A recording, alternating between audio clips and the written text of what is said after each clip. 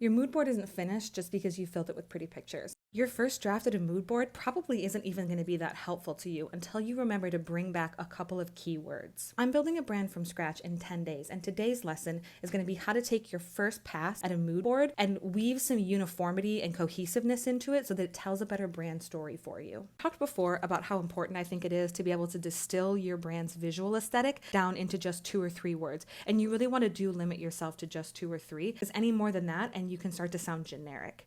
Now, for me and the brand that I'm building, the words that I chose were feminine, dreamlike, and a little fantastical. So that is what I'm going to use as the rubric that I evaluate this board against. Right away, I recommend starting with something kind of basic, like just color. This bright green right here, it does feel kind of fantastical and whimsical, but it doesn't match the tone of a lot of these like warm, soft, muted colors. So I think that one's going to have to go. I'm also noticing that I've got some images in here that feel really super polished and refined. So this woman working at her laptop right here, this woman in the red blazer down here, even this yoga girly. That is definitely not the aesthetic that I think I want my brand to go with. I even think that this one down here, this workspace, is just a little bit too clean. I originally only wanted kind of muted tones, but I'm really loving this bright metallic. It feels kind of surreal, and I think I want to incorporate even more of that. And that is okay because your mood board might push you into new directions that you hadn't considered before. That's totally fine.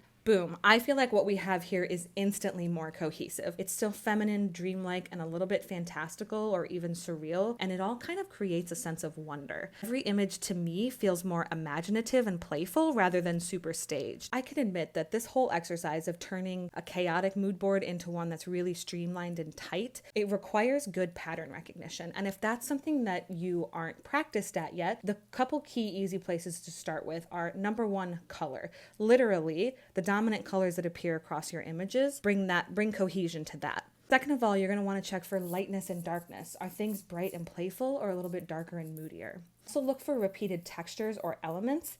So do you lean towards organic textures, shiny surfaces, or like really clean lines? Lastly, ask yourself if each image gives off the same emotional vibe. So that's when you're going to have to be a little bit more specific with those key terms of yours. Does what you have reflect what you said you want your brand to showcase? So today's big takeaway is that all mood boards require an edit. Keep going. You can do this.